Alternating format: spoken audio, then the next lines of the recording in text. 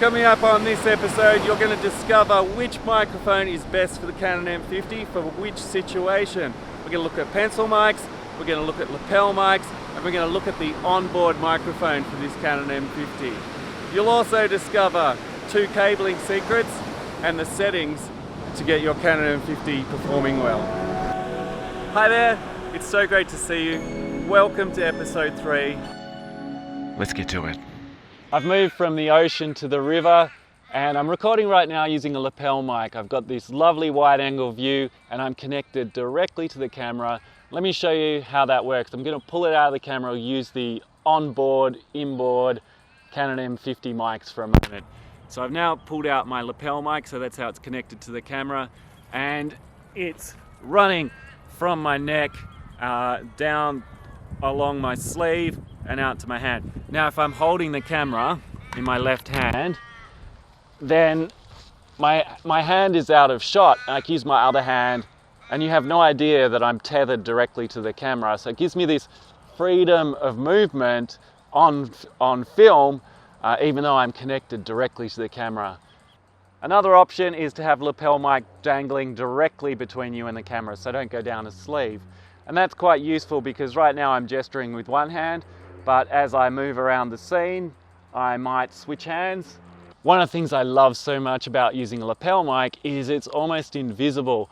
Whenever I have my camera out, people notice it, but the thing they notice is this. Whenever this is on top of the camera, I can't tell you how many times I get asked what it is. And then those who know what it is immediately know I'm filming. Whereas when I'm using a lapel mic, it's so discreet, it's impossible for people to tell, am I taking photos or am I shooting video? And sometimes it's preferable for people to think that you're taking photos or you've just got your camera out because people can act very strange when a video camera is turned on. Right here I've got a super long cable and it's one of the techniques that I wanted to reveal to you today. With this long cable I can take my lapel mic and tether myself directly to the camera from a long distance away. Now it's not overly useful when you have a wide angle lens like this. I'm right up against the camera and so I can just use that existing lapel mic with its length. It's fantastic. But if I want to crop in my shot a little bit and use a slightly different lens, I need to step back from the camera. Well, I can't take this lapel mic all that way back. With this, I can. It gives me that extra length. Extra length?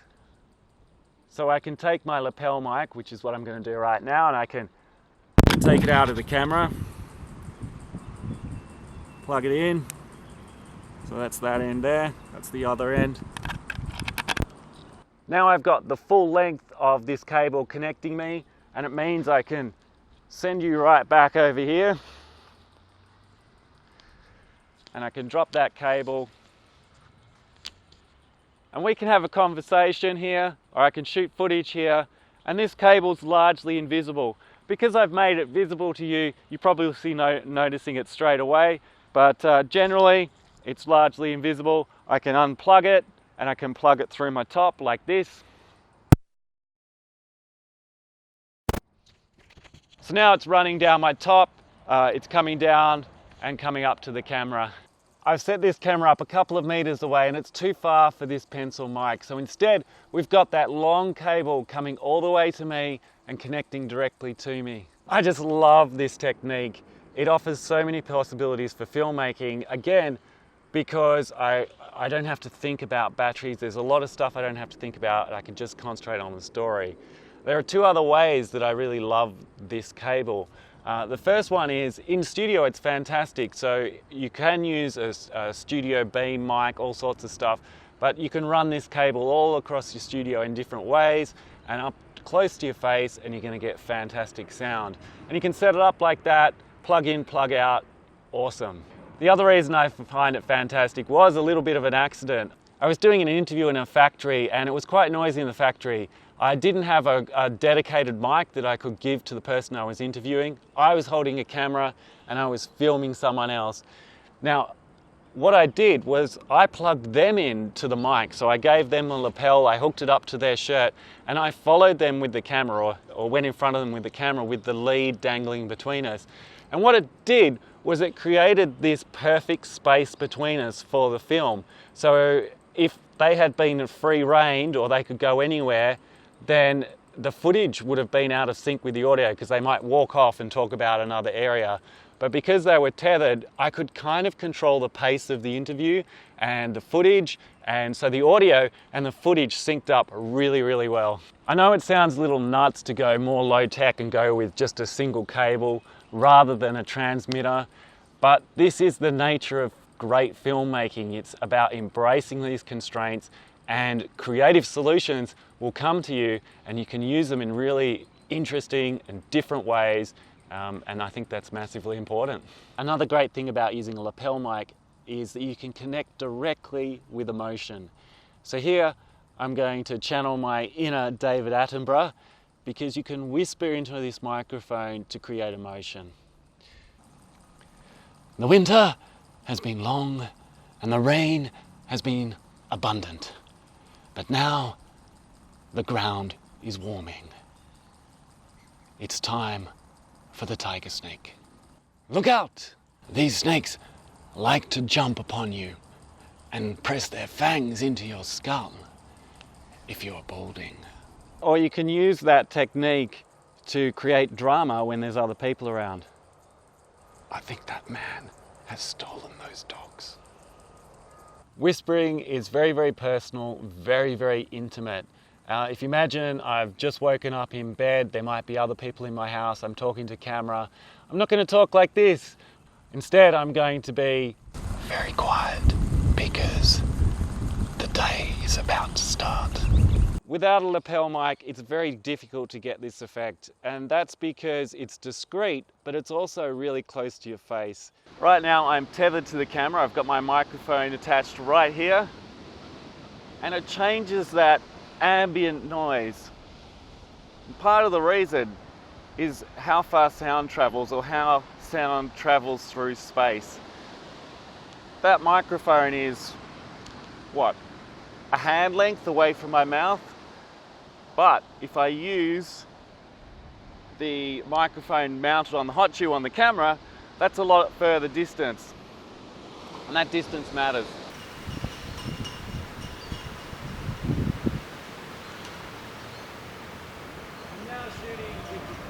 I'm now shooting with a longer lens, and I'll go through that in another episode.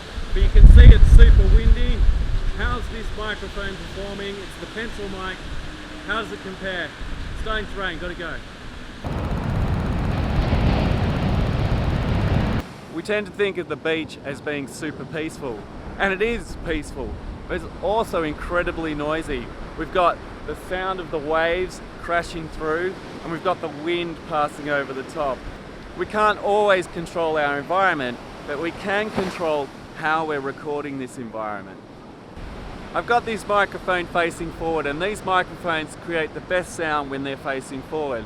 I've got a lot of noise coming off the ocean, but if I spin around, yes, I've got wind behind me. The noise from the ocean hasn't changed, but its volume probably has for you, because the microphone is not pointing directly at the ocean anymore.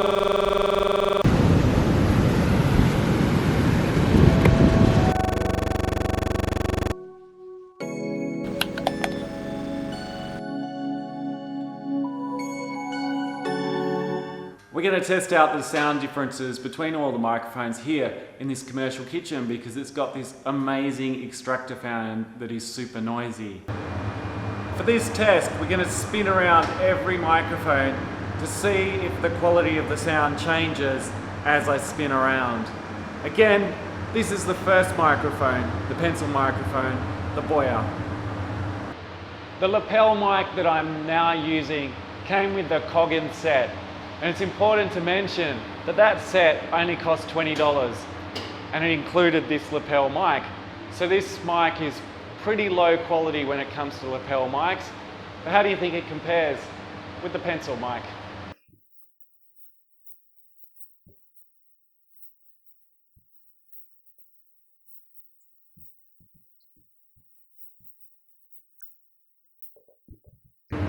Last up, we have the onboard mics on the Canon M50, and there are two of them, so it's a stereo microphone straight out of camera. What I've done in post-production is I've leveled up my voice the same across all microphones, and it'll be interesting to see what's the level of the extractor fan underneath that. So that will differ between the microphones, and by now you'll be able to tell which lowers the extractor fan the most and where does my voice become the clearest. I'm back on the pencil mic. What did you think? Which of those microphones did you feel was the clearest for my voice? Which one lowered the extractor fan the most? You don't really want to shoot with this kind of noise hanging around, but it is a good indication that sometimes you can't control the sounds around you, so you can only control the microphones that you're using. Wow, I wasn't expecting those results at all, and I was super surprised by two things. One of them was the zoom microphone. It sounded terrible, or more accurately, it picked up everything. My first impression was that the zoom was terrible. I listened to it twice and I came to the conclusion that it just picks up every sound that's around. And I guess that's because the zoom microphone isn't in one direction. So we have a couple of microphones in the unit, and I imagine it's pulling sound from everywhere. So this can be a great microphone if you're outdoors and you want to capture the sounds of a forest or of nature. When you have that all-encompassing sound and you don't have too many distractions, I think this microphone could be fantastic. The other thing I noticed, and I really want your opinion on this, is that the Canon M50 onboard microphone was pretty close to the pencil mic that I've got on top right now. This one right here. Seems like this is a good time to come clean. Let's talk about those Easter eggs I left in other videos. You'll notice in my first video, I started at the beach, I used this pencil mic, it was pointed directly at the surf, and I knew it would pick up all that background noise. Again, my question to you is that good enough? It's one thing for me as a filmmaker to say, oh, that could be a big problem. It's another thing to put it out there and see what the reaction is. So my question to you is it good enough to use a pencil mic with a lot of that background noise, directional noise from the surf? I've returned to the beach because this is where I first started the series, and I left some Easter eggs throughout the previous episodes. If I do use the Canon M50 inbuilt microphones, I'll be getting some of those small dead cats that you can put directly on the microphone itself. I don't have them at the moment to show you, but that will cut out the wind noise, which this camera will suffer from if the microphones are exposed. Same thing goes with my lapel mic. I noticed it picked up a bit of wind noise at times, especially when I was whispering it earlier in the clips. Very quiet, because... So I put a dead cat over the top of that, and I find a way to conceal a little bit more than being right on the edge of my shirt. I think there's a way I can stick it up underneath and it'll be inside my shirt and relatively concealed. Obviously, if I'm indoors, I can remove that dead cat, I can remove this, and it's slimmer. Some of them are super small. Here's a different one. So that's like a tiny microphone. So I can conceal that really well in my clothes, especially if I'm wearing something that's not a t-shirt. It's a bit more layered if it's winter. There's another thing you may not have picked up on as we've gone through this video. I've been using a lapel mic. It's actually a mono lapel mic, so it only has one black band. If it has two black bands, usually that means it's stereo. This only has one. It's a mono lapel mic. So I'm going to upgrade to this lapel mic, which is stereo. The other good thing about this lapel mic over this is it's slightly longer, and that extra length is just perfect if I'm plugging in. So I'm really looking forward to using that mic. Can't use it right now, this one's broken, they're sending a replacement to me. Back to this mono lapel mic, I'm going to pair it with this transmission unit and we'll discover what that's like. Shooting with the M50 in 4K, so I'm going to use this old DSLR to show you how the wireless receiver attaches to the camera. So it goes into the microphone port, so we plug it in, and then if your camera's on a tripod, then you can just let go of the receiver and it'll just dangle from the tripod. But generally I don't like the idea of this receiver kind of just hanging around and being loose like this. This is the other end, it's a transmitter and you hang it off your pocket, so it's got a clip at the back, and your lavalier mic just plugs straight into it. Every detail is important when you're filming, and for me there's too much that can go wrong with these transmitters. You get used to paying attention to the battery status in your camera. You don't want to have to think about other devices. Has it got a battery in it? How's the battery doing? Have I turned both of these units on? All that stuff is mental energy that you can put into other things. And so there is a use for this. For me, it's when you're using a super long zoom lens and you really want to get that microphone performing really well at a long distance. Bike with no suspension on the back, you would just fly. Here's another Easter egg for my second video. I wonder if you can spot the difference in the volume. Where I'm going to cover audio in all sorts of situations, and the key with audio is you want the right audio for the right situation. Well done if you picked up that as I turned my face away, the sound dropped on the microphone, and when I turned back, the sound came back into power. And that's something you need to be aware of with sound. I was once invited to fire a cannon. It was a huge cannon, and the instructor asked everyone to face the cannon, because if they turned their head to the side and put their ear to the side of the cannon, the sound of the cannon would go straight into their eardrum. Whereas when we have our ears facing this way and when the noise is coming this way, it's not as impactful. Same sort of thing in reverse is happening with this microphone, that my voice is traveling directly from my mouth to the microphone, and as I turn, my voice goes in another direction. And it's not something you necessarily pick up on if you're face to face with someone, but again, the way filming works, the way audio works, it's a little bit more sensitive. I think there's three questions you've got to ask yourself when it comes to recording audio on the Canon M50.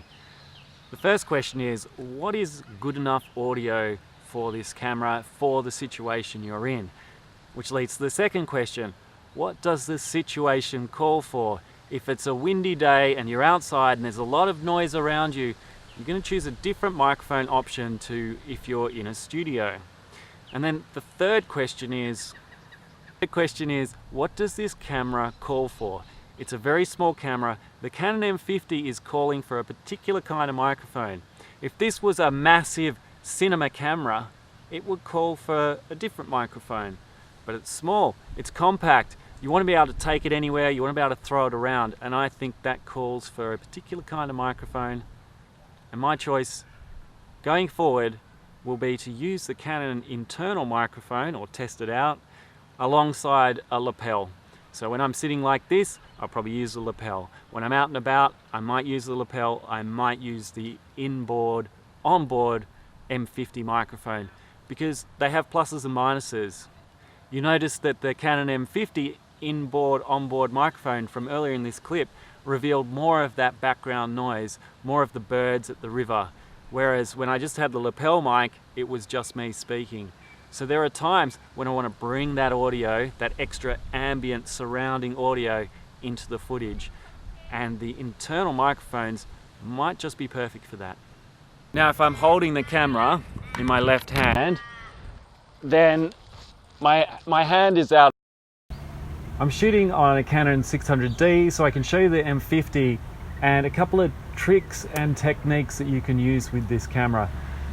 Now you've probably seen a bunch of reviews of this camera, and there's a really major complaint that people have about the flip out screen. They say the microphone jack is in place of the flip out screen and you can't spin it and you can't flip it. So at the moment I've got the camera completely closed and I want to flip that screen so the screen is facing me, and it's absolutely impossible to flip the screen so that it's absolutely impossible. It's completely shut. Let me show you that again. The screen is completely shut and it's impossible, absolutely impossible to flip it so that it's facing. And then if you open it, it's not working, but if you shut it, then it's facing outwards as well. Hang on, it's closed. This is very easy. You just simply spin it as you turn it and you're done. The key thing about this Boya pencil mic, it is directional, so wherever it is pointing it records. So at the moment I'm currently recording using this camera and I'm facing it away from me, but the microphone's also facing away from me. So in this kind of situation, I want to take it off that hot mount and I want to spin it around and stick it back on. And now it's facing the reverse direction. So if I'm filming someone else, the microphone is picking up my voice as I'm talking about what I'm filming. I'd rather be using the M50 right now than the camera I'm using. So I'm going to swap cameras because this technique around cable management works for whichever camera you're using. Whichever microphone you use, whichever camera you're using, you're going to need to connect your microphone to your camera itself. And often you'll get a cable that looks a bit like this, that then goes from the line out on the microphone right into the microphone port on the camera, which is great, except the ends of the cable really matter. So here's another cable. It's pretty standard. It's just like this one. It's got a right angle and a straight through. Now the problem with that is if you have the straight through up the top here, it sticks out too far from the microphone. And if you have the straight through out here, which we have at the moment, it sticks out too far from the camera. So what you actually want here is two right angles. So you've got a right angle that comes straight out of the camera side body here and comes straight out of the side of the microphone here. Let's take a look. That's the problem when it's straight. If that was a right angle joint, it could look like this.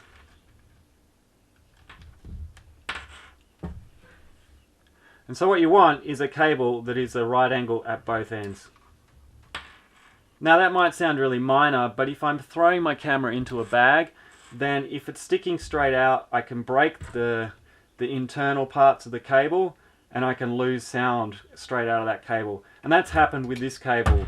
So I shot a whole bunch of footage using this cable. Previously I'd thrown my camera into my bag. It's bent, it's broken inside, and it's ruined half a day of footage because sound is so crucial to footage. Instead, if I've got that right angle, it's kind of protected, it's all tucked away, I can throw it around and it's not going to cause a problem.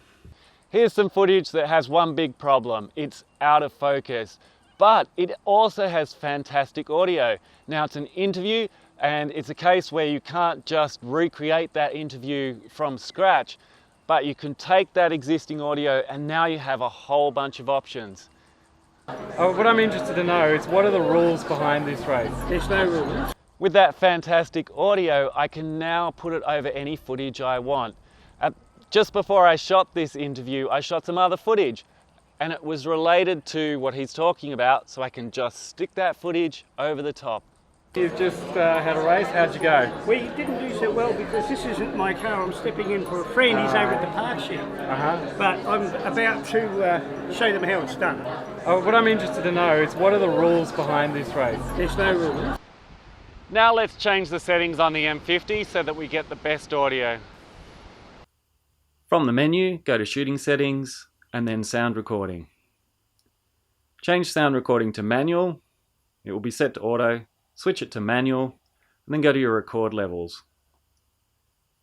The most important thing here is you stay within the bottom half of all of these settings because you want to avoid high volume peaking in the top half. I've run some tests. It doesn't matter where you are in this bottom half. The background hiss is the same. So set it to 3 or 4 steps up and you're away. It's been a sensational morning of surfing. It feels like the last day of winter, but it's felt like that for the last month. There's been this massive spring swell that's just rolled through week after week, and each time it's felt like the end of winter, but it just keeps on giving.